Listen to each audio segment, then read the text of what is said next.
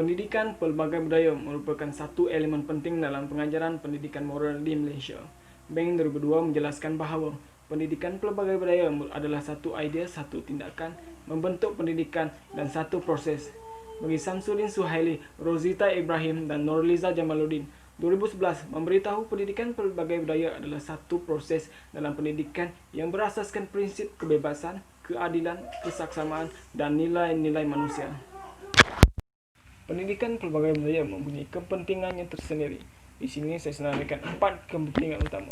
Yang pertama adalah meningkatkan sikap dan persepsi positif terhadap budaya dan latar belakang kaum lain. Yang kedua, membantu merapatkan jurang komunikasi antara pelajar yang berlainan latar belakang. Ketiga, mengenali satu sama lain. Keempat, penerimaan unsur kebudayaan lain.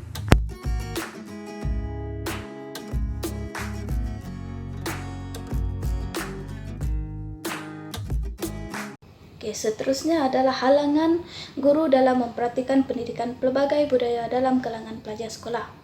Halangan yang pertama adalah melibatkan sentimen ataupun perasaan perkauman. Biasanya sentimen-sentimen ini melibatkan unsur budaya, kaum ataupun agama. Sentimen ini masih wujud terutamanya di sekolah-sekolah seperti sekolah yang melibatkan pelajar yang terdiri daripada pelbagai kaum. Sebagai contoh, kita dapat lihat menerusi konsep berkawan, di mana pelajar India hanya berkawan dengan suku kaumnya sahaja. Begitu juga dengan kaum lain seperti kaum Cina, Iban dan sebagainya. Maka dari situ kita dapat melihat sikap kepedulian mereka untuk mengenali budaya-budaya kaum lain adalah sangat tipis. Halangan yang seterusnya adalah halangan melibatkan jenis sistem pendidikan. Seperti kita tahu, di Malaysia kita terdiri daripada pelbagai jenis sistem pendidikan ataupun sistem sekolah. Yang pertama adalah sekolah jenis kebangsaan, yang kedua adalah sekolah kebangsaan, yang ketiga adalah sekolah persendirian dan sebagainya. Biasanya halangan dalam menerapkan pendidikan pelbagai budaya ini adalah melibatkan sekolah jenis kebangsaan. Hal ini berlaku ekoran daripada sejarah negara kita, iaitu semasa pemerintahan British. Di mana seperti kita tahu, British telah mengadakan ataupun mengamalkan sistem pendidikan secara berasingan mengikut kaum. Maka di situ kita dapat melihat bahawa ianya merupakan satu halangan kepada guru untuk memperhatikan pendidikan pelbagai budaya. Hal ini kerana wujud satu fenomena kejutan budaya sekiranya guru itu mengajar budaya lain, kerana pada sebelumnya mereka hanya mengetahui budaya mereka sahaja. Seterusnya adalah melibatkan keadaan persekitaran. Keadaan persekitaran ini adalah melibatkan di manakah guru itu ditempatkan untuk mengajar. Sama ada melibatkan kawasan di bandar ataupun luar bandar. Sekiranya kawasan di bandar, maka ianya tidak begitu mendatangkan halangan kepada guru, kerana biasanya sekolah-sekolah di bandar melibatkan pelbagai kaum pelajar yang terdiri daripada pelbagai kaum. Tetapi sekiranya di luar bandar ataupun di sekolah-sekolah pedalaman, maka kita tahu adalah kebanyakan sekolah pedalaman hanya melibatkan satu ataupun dua suku kaum sahaja. Maka itu akan menimbulkan kesulitan ataupun halangan kepada guru untuk memperhatikan pendidikan pelbagai budaya. Hal ini kerana budaya-budaya baru yang diperkenalkan oleh guru adalah saling bercanggah dengan budaya yang mereka amalkan pada sebelumnya. Halangan yang terakhir adalah melibatkan budaya dan iklim di dalam sebuah sekolah. Perkara ini biasanya melibatkan persediaan atau guru ataupun pelajar di situ untuk menerima kepelbagaian budaya yang diperkenalkan. Perkara ini juga melibatkan rasa tanggungjawab guru ataupun staf di situ untuk menyemai sikap keterbukaan untuk menerima pelbagai budaya luar yang diperkenalkan. Oke, hal ini karena seperti yang kita tahu, pelajar biasanya menjadikan guru sebagai role model ataupun panduan mereka untuk melakukan sesuatu perkara.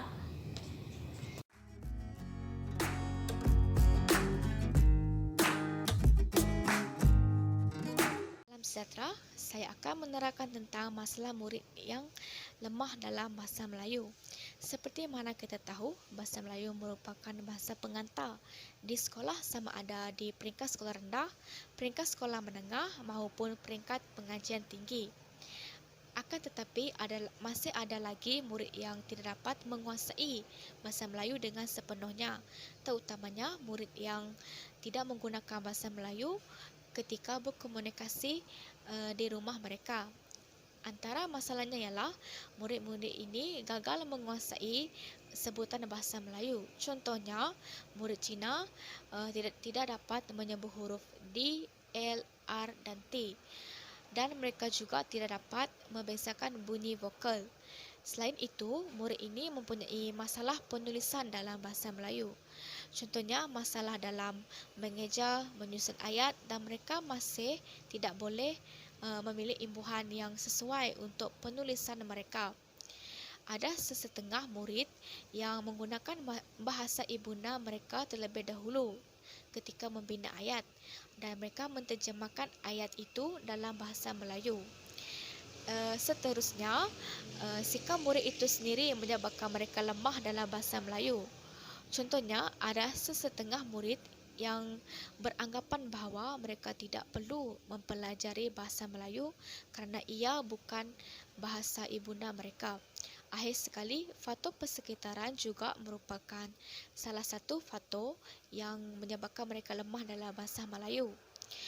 Contohnya, apabila keluarga itu menggunakan bahasa ibunda seperti bahasa Cina ataupun bahasa Mandarin ataupun dialek mereka sendiri, murid-murid ini tidak dapat mempraktikkan bahasa Melayu dalam perbualan seharian mereka. Itu saja berkenaan dengan masalah murid yang lemah dalam bahasa Melayu.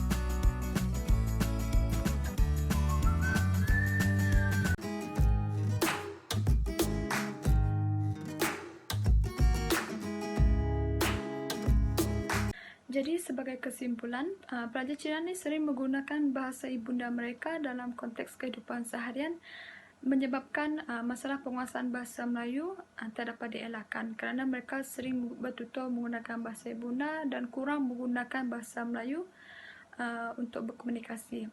Oleh itu, pelajar Cina memerlukan usaha berganda untuk menguasai bahasa Melayu kerana bahasa Melayu ini merupakan aspek terpenting dan ia juga merupakan ejen perpaduan negara. Jadi, semua pihak perlu memainkan peranan penting, terutamanya ibu bapa agar mampu mendidik anak-anak dalam menguasai bahasa Melayu dan menitikberatkan perkara ini di rumah.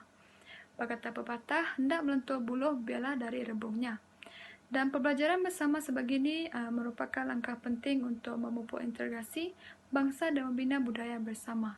Jadi, bagi mengalakkan usaha ini disambut secara positif oleh lebih ramai orang, masalah bahasa yang dihadapi oleh pelajar sebagai pelajar bahasa kedua hendaklah diterangi dan dikurangkan, dan penggunaan pelbagai alat bantu mengajar dalam aktiviti pembelajaran juga harus sering digunakan, dan alat bantu mengajar yang digunakan perlulah menarik minat pelajar agar mereka lebih bersemangat untuk belajar. Jadi, itu sahaja. Sekian, terima kasih.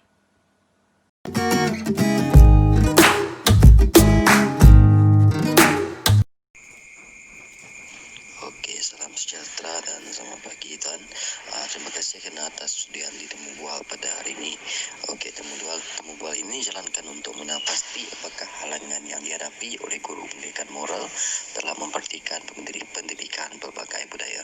Jadi bolehkah kita mulakan? Okey. Selamat pagi juga. Okey, kita boleh mulakan dulu sekarang. Saya sudah bersedia. Okey, terima kasih. Bella, yang pertama sekali, apakah yang anda faham mengenai idea pendidikan pelbagai budaya? Pendidikan pelbagai budaya ialah satu pemikiran untuk meningkatkan kesadaran tentang kepentingan memahami dan menerima kepelbagaian dan perbezaan kepercayaan agama, nilai norma serta budaya dalam kehidupan masyarakat moden di Malaysia. Okey, terima kasih Tuan. Jadi untuk yang soalan kedua ni, sepanjang perkhidmatan Tuan telah mengajar, adakah terdapat pelajar yang kurang menguasai bahasa Melayu dan agak lambat untuk menangkap PDP dalam kelas? Berdasarkan pengalaman mengajar di sekolah St. Michael, Ipoh Perak, terdapat pelajar iaitu berbangsa Cina kurang fasih dalam bahasa Melayu. Mereka langsung tidak faham tentang berkaitan bahasa Melayu dan mereka lebih menginginkan bahasa Inggeris dalam pengajaran tersebut. Okey, soalan yang ketiga pula, adakah anda mengalami sebarang masalah ketika mengendalikan pelajar pada latar belakang yang berbeza dalam satu kelas? Boleh Tuan jelaskan? Ya, saya mendapat sedikit masalah baik untuk mengendalikan pelajar yang berlatar belakang berbeza. Contohnya dari segi perkauman, mereka lebih spesifik kepada satu bangsa mereka saja. Mereka akan berkumpul dan belajar dalam satu kelompok bangsa mereka saja. Jadi itu akan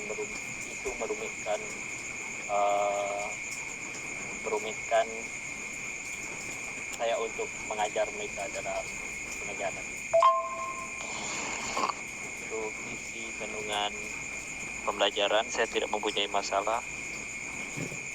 Okey, semasa PDP, adakah anda menggunakan bahasa formal iaitu bahasa Melayu atau adakah anda turut menggunakan bahasa-bahasa lain semasa PDP? Mengapa? Untuk di divisi yang saya jalankan, saya telah menggunakan dua bahasa, yaitu bahasa Melayu dan bahasa Inggeris.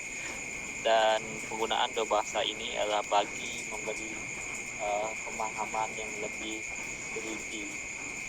Pelajar yang tidak memahami bahasa Melayu tetapi lebih memahami bahasa Inggeris.